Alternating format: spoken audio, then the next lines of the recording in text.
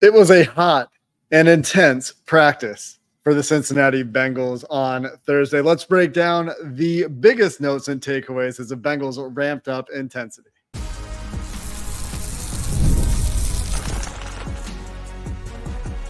You are Locked On Bengals, your daily Cincinnati Bengals podcast. Part of the Locked On Podcast Network, your team every day. What up, Bengals fans, and welcome to another episode of the Locked On Bengals podcast. I'm your host, Jake Lisco. He's your host, James Rapine. We're together in person for one of our few shows a year where we get to do this, and I get to try to keep my focus. You're making him lose his focus. Well, James tries to distract me, and I think I'm doing all right. So far, so good. So far, so good. We're part of the Locked On Podcast Network here on Locked On Bengals, covering your team every day. We're on YouTube. We're everywhere you get your podcasts. Shout out to all the everydayers out there. Shout out to everyone who makes us their first listen. Met a few of you out there today. Thanks for saying hello, and thanks for making us part of your regular schedule. If you're new to the show, of course, you can subscribe, and that means you will not miss an update like this one, because you'll be subscribed. And that makes it really easy. James, today we have a very intense practice to get into. Zac Taylor sat up here very close to where we're sitting right now, and before practice told us that when the pads are on, they get through that first one, they get the day off, and today was planned to be a more intense day. It just so happened to also be on a sweltering day with some pretty wild humidity. I got to say, I'm not used to the Cincinnati humidity. Jake Lisco brought the most intense practice of camp so far. Joe Burrow said that was fair. I talked to multiple guys in the locker room that agreed with me, and it was competitive, ultra competitive. We'll get into different plays and things like that. But to Jake's point about the heat impacted everyone. I mean, there were multiple guys. Josh Newton cramped up. Multiple other guys as well. I'm trying to think of outside of Amarius Mims, who we're going to get to in a second. But the heat was clearly a factor. Amarius Mims didn't tell reporters it was about the heat, but he left practice early, left on a cart. I know there was a scare there, but it was the heat. He plans on being back out there tomorrow, more of a precautionary thing than anything. Talked to reporters afterwards. So really good news there.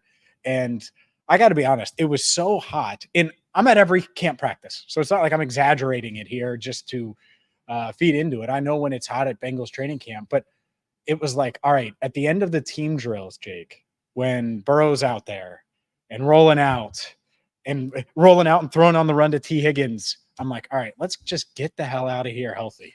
Like, let's just do that. And unfortunately, that didn't happen because Cam Sample appeared to suffer a pretty significant injury. We'll see, but was carted off at the end of practice. And literally it was at the end. It was after the final 11-on-11. It was when they were working on some special team stuff, and the offense was out there to get into field goal range, and Cam Sample left on a cart. So we'll see about his status. Zac Taylor didn't talk after practice. It did look serious, though, so we'll see about that one. But, yeah, injuries were on my mind for a lot of camp today. Yeah, and unfortunately there was the one for Cam Sample. It was like the last play of 11-on-11, where he went down trying to rush on the left end, was reaching for the lower leg, was in the locker room on a little scooter type device, the knee on the scooter. So something lower than the knee is what it would appear to be based on the way he was getting around, but we don't know any specifics at this point. Don't want to speculate further than that. Hopefully it's not as bad as it appeared, but he was down for some time before leaving on a cart. And that is a bit of a down note to end the practice. Outside of that, the other things that looked scary, and it felt like a lot was going on because Mims left practice, and then I walked back and you know, you had just finished writing about it and came to talk to you. Oh, Burton left practice. Yeah. And it was back to back. Burton also reportedly is nothing severe. He walked off under his own power, was not carted off. He had his left shoe untied as he walked off the field because they had taken that shoe off to examine something with his foot or ankle. But it doesn't sound like there's anything too significant there. Going back to Cam Sample, though, that leaves them very thin on the edge. And both in terms of getting through training camp and these hot practices where they only have so many bodies because Trey Hendrickson and Sam Hubbard continue to not practice, as Zac Taylor again gave the update there that they're at least Sam Hubbard week to week. And Trey too. Both guys week to week. I also think both guys could play soon if needed. Yeah. And this is we know what they're going to be when they get out there. Let's get them ready for the opener. That's kind of what Zac had to say about it. As if this wasn't training camp, if it was a different time of year, it would have been different for Trey. The timeline, the week-to-week timeline would be different for Trey and for Sam. The only other one was Mike Hilton got hit below the belt at some point. He came back to practice and was fine. There was a "Gotta protect the McNuggets" reference yelled across the field. That was fun for me to observe. Longest yard, baby. But it was a pretty intense day. A lot going on out there, and the heat was. I mean, Jay Morrison posted a picture of the thermometer on Paycor, 96, and like 60% plus humidity. Yeah, and that's 96 is 96. 96 is no problem, but when the humidity is really high too, it makes for an intense practice. And we're going to get into some specific plays. Just to mention, like when Cam went down, it was after the main competitive element was pretty much had passed. Like there were 11. It was 11 on 11, but they were running like one more play, and then it was going to be special teams. And it wasn't like they were going all the way downfield and it was one final drive. It was like the last play. So it just sucks. So you hate that on August 1st. You hate that anytime, but certainly on August 1st. And you're right, with Trey and Sam not practicing right now, they're pretty thin there. They got thin at wide receiver too today, where Burton went down. Also 17 undrafted. I need my roster. 17 undrafted. Cole Burgess left, and T was limited. And so when you have all that, obviously Jamar's not out there. So wide receiver got thin too. So Trenton Irwin, Charlie Jones, Andre Yosavash, some of those dudes were getting a lot of work. Yeah. And when T did practice, to his credit, I thought he was awesome. I thought he was one of the players of the practice. Maybe that's where we go in just a minute. But to summarize the injuries, I think that's all of the notes there. If you have I think it's time to get into practice observations, thoughts on practice, the most intense practice of training camp. We will do that coming up next. Today's episode of Locked On Bengals is sponsored by eBay Motors. Passion, drive, and patience, a formula for winning championships, is also what keeps your ride or die alive. eBay Motors has everything you need to maintain your vehicle and level it up to peak performance, whether it's superchargers, roof racks, exhaust kits, LED headlights, whether it's speed, power, or style. eBay Motors has you covered with over 122 million parts for your number one ride or die. You'll always find exactly what you're looking for. And with eBay's guaranteed fit, your part is guaranteed to fit your ride every time, or you'll get your money back. Because with eBay Motors, you're burning rubber, not cash. With all the parts you need at the prices you want, eBay Motors makes it easy to make your car the MVP and bring home huge wins. Keep your ride or die alive at ebaymotors.com. Eligible items only. Exclusions apply. eBay Guaranteed Fit is only available to U.S. customers. All right, let's get into some practice takeaways. I keep saying how intense the practice was, and it was. And let's start at the end, because I do think that last 11 on 11 period, when they're basically playing to 18, offense versus defense, and it's the first team offense without Amarius Mims. Obviously, Trent Brown is still out. You have T. Higgins, who was out there for a lot of that session, so you did have him, but no Jamar. And it really felt like Joe Burrow and the offense was like, all right, we're going to get down there and we're going to score one way or another. And they were able to do that despite a Trenton Irwin drop over the middle, despite a Chase Brown drop. They overcame a penalty on Jackson Carman where he got pulled, a false start penalty. So Cody Ford ended up coming in at right tackle. Joe Burrow and company inched their way downfield. And then Burrow finds Andre Yosavash for a huge touchdown that just it felt like a game winner. It felt like all right, we ended practice on a positive note after kind of struggling at times on offense today. Yeah, you mentioned a couple of drops, the defense getting their hands to footballs in the air. Joe Burrow threw his first interception of practice a little bit earlier in the session in a 7-on-7 period that, of all people, Dejon Anthony jump to pass intended for Mike Gesicki, and Joe Burrow after practice talked about how in the 7-on-7 period, he's treating it a little bit differently than he would in a game. He's trying to make some throws and be a little bit more aggressive. So maybe not a throw that he would make in a game, but still you have to credit Anthony going against starting tight end for the Bengals and going against Joe Burrow in that 7-on-7 period. But they did come back with 11s to finish up practice. There was a move the ball period where the Bengals offense, first team offense, got stopped and held to a field goal after driving a lot of the field. And that ended up in a field goal attempt.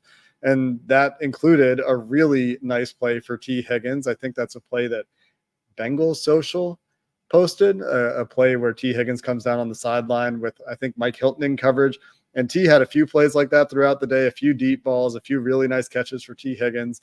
And he's looked really good throughout this training camp so far, in my opinion. And then to finish practice after that, after being held to the field goal in that period, and to finish off that drive with the touchdown to Yoshi, who ran a route that Joe Burrow described as a good route for the bigger receivers that Jamar Chase has been running going back to LSU, specifically drawing that parallel to Jamar Chase in a route that he's run with Joe Burrow at quarterback going back to their college days. I thought that was an interesting highlight from the Bengals quarterback as well. A great way to finish things after Joe Burrow threw what could have been a touchdown on yards after the catch to Trenton Irwin, had Trenton Irwin been able to bring in the pass. And after Zach Moss had a nice run that perhaps he had the ability to run through some tackles. They whistle things dead on relatively light contact. They weren't live hitting in this drill, obviously, but Zach Moss might have had an opportunity to score and drag guys into the end zone as well, a play or two before that Yoshi touchdown. So a nice way to finish practice for the offense after the defense had their share of wins early.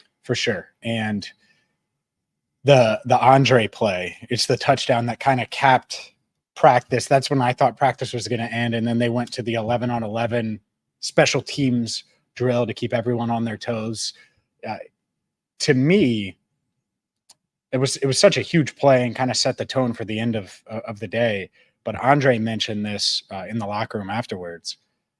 The fact that he studies Jamar video wise, and that's what they've done. And they slowly built that up, and his confidence in running routes like that Jamar runs all the time, whether he's got to line up at Y or Z, like he feels, or X, excuse me, he feels comfortable there. And that's beautiful, because honestly, Andre has continued to make plays. Like even 2 days ago when he had a couple drops, like Irwin today was the one that had the dropsies. A couple days ago, Andre had a couple drops and responded with multiple catches in team drills and 11-on-11 anyways. He's having a heck of a camp, building that trust with Joe Burrow, in the fact that he scores in a key moment in a really intense session, and it's on a Jamar Chase route with Jamar Chase sidelined. I think that's noteworthy. The other note on Jamar that I think is interesting, and I asked Andre this, how engaged has he been? Obviously, we know he's holding in. Obviously, we know he wants a big contract, and he has no plans on practicing until that happens. Well, I get that, and I also wonder how his teammates feel about that. Well, he's locked in. He's helping on the field. He's giving young guys pointers, and when you do that, it's much, much easier, I think, for teammates to be like, all right, Jamar, go get yours. Like if you're being selfish and being loud or mopey or whatever like that. And I'm not saying he would be doing that, but that has definitely happened in the history of the NFL. And he's not doing that. He's helping these young guys, whether it is an Andre Yosevach, Charlie Jones, or even the guys like Cole Burgess and undrafted guys like that trying to make the roster. Yeah, I think that wide receivers and those young wide receivers have largely been the talk of training camp. There are questions about those guys in each press conference that I've attended, which is two, but in Zac Taylor's press conference before practice and in Joe Burrow's presser after that practice. Many, huh? Yeah, all two of them.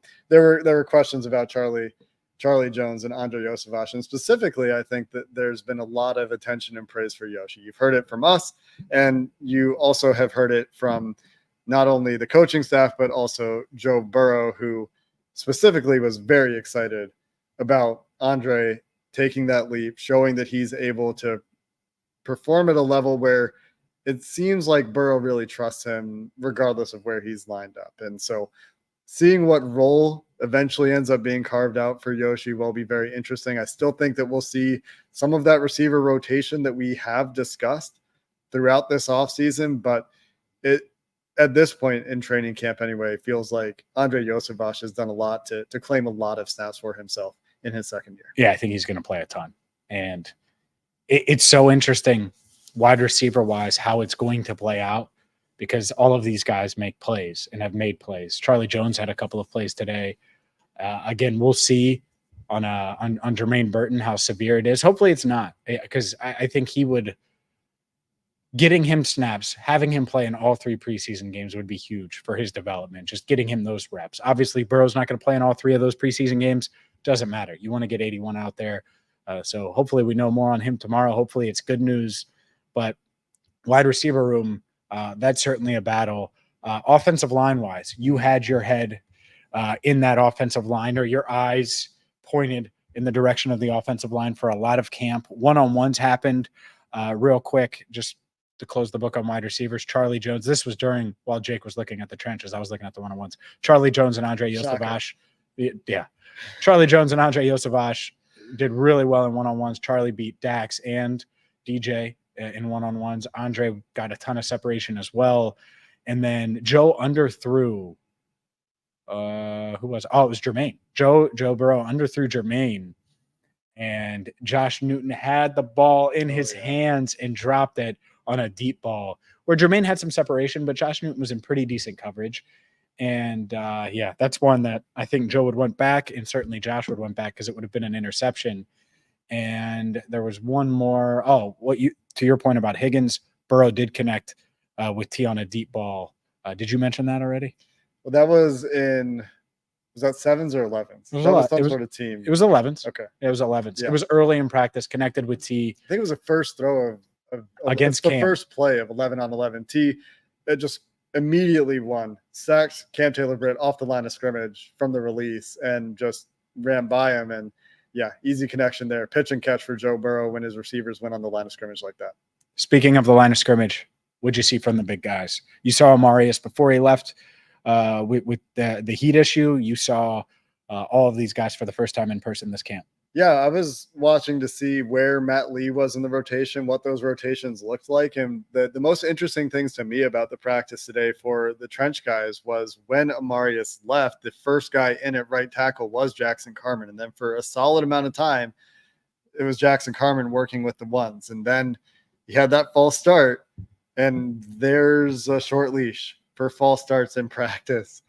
And immediately it was Cody Ford in at right tackle. Cody Ford is going to probably be one of the early substitutions at a number of positions. I think primarily guard when the 3 tackles are healthy, the 2 Browns and Amarius Mims. But if they need a tackle after that, there seems to be a belief that Cody Ford will be the guy that has positional versatility.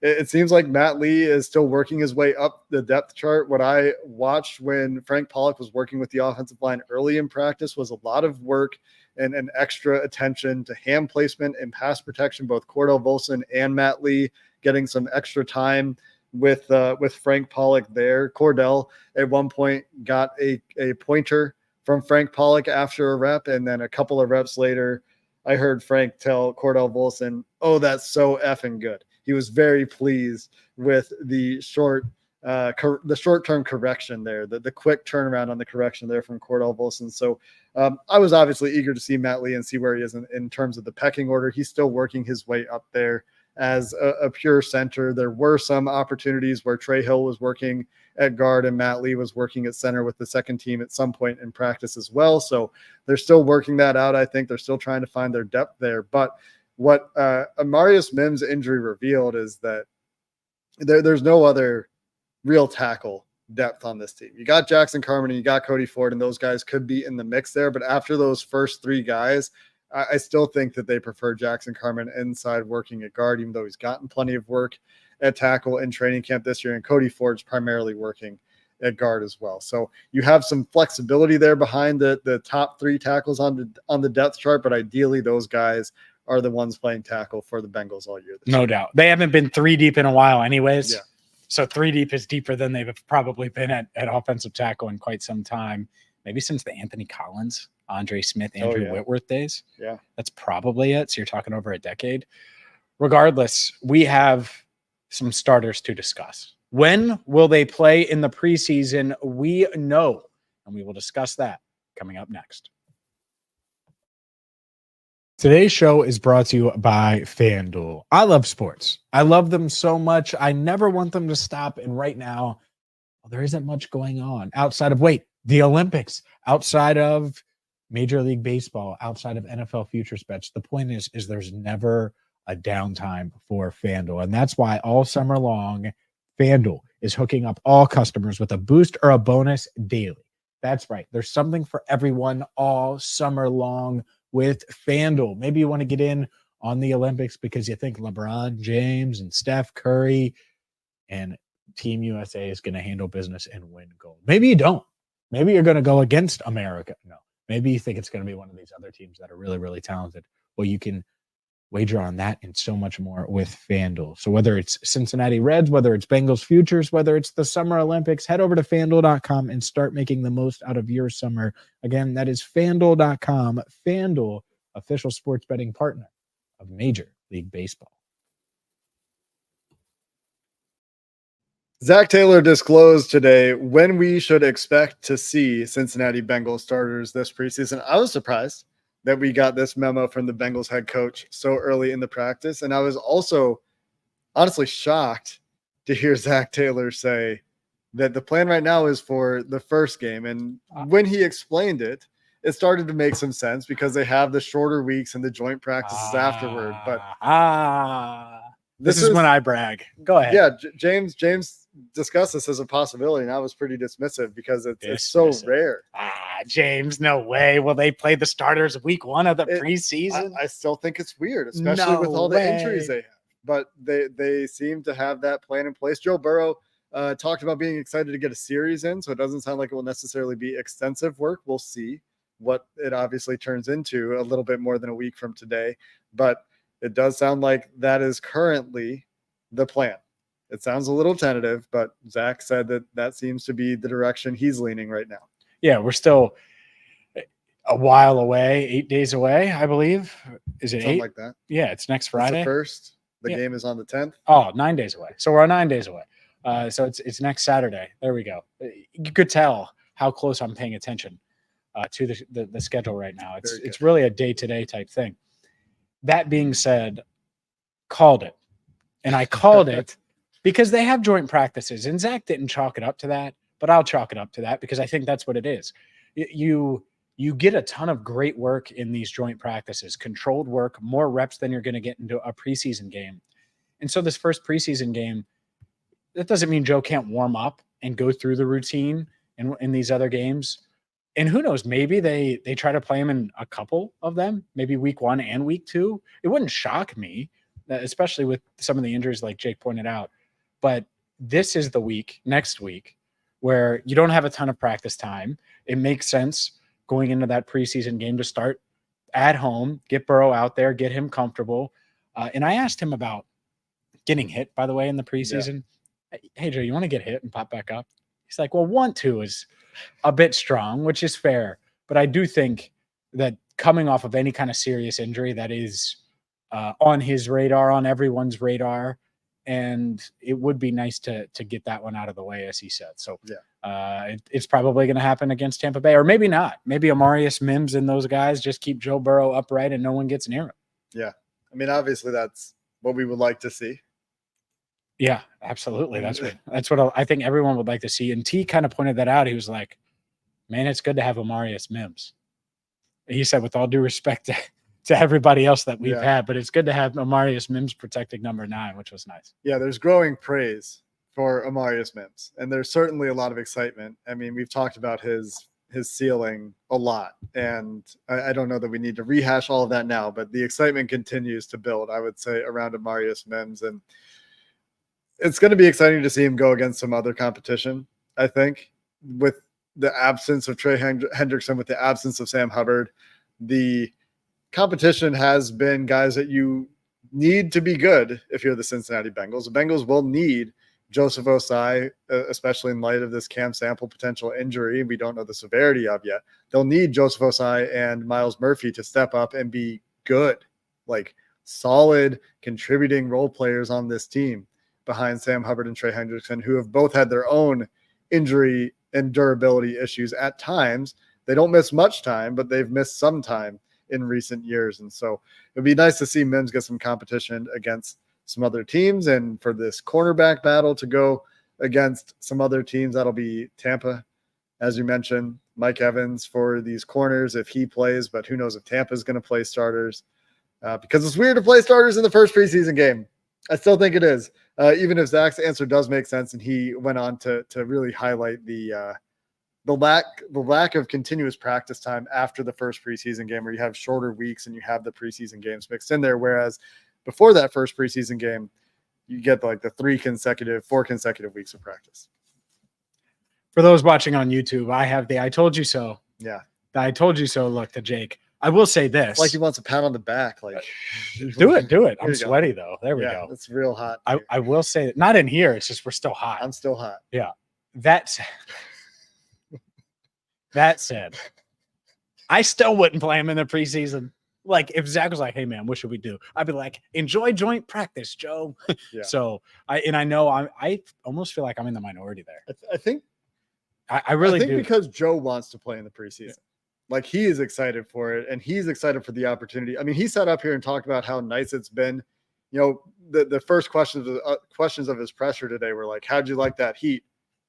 And he's like, "Yeah, it was good. Like I haven't had the opportunity to do that." So while it might be a suffer fest for the fans and for some of the players in attendance, he's relishing the opportunity to get the practice in and get the work in. And I think he feels the same about getting a little bit of work in a preseason game as well. And there's also, I think we've talked about this going back to the very first practice of camp, a little bit of a different approach through this preseason from Zac Taylor and this coaching staff and from the team. And I think a lot of that has to do with getting out to a faster start. And I don't know that they're like admitting that readily right now, but it's hard to think that it would be anything but instilling that urgency at the beginning of the season with this relatively soft open to the season that we've discussed on this show in the past, and getting to that point ready to hit the ground in a faster fashion than they have in recent years. Well, for sure. You can't keep digging a hole and jumping in it and then saying, all right, we're going to climb out of it. As stubborn and as resilient and tough as Joe is, and this team has been. And if they start slow, they're going to take that same approach, and they'll rally back like they did last year. And then things kind of fell apart when Joe got hurt. I get it, but you don't want to be in that position. And so that's why I do get the logic of making sure Joe is ready to go, making sure these other starters are ready to go. And you're not going to have Jamar.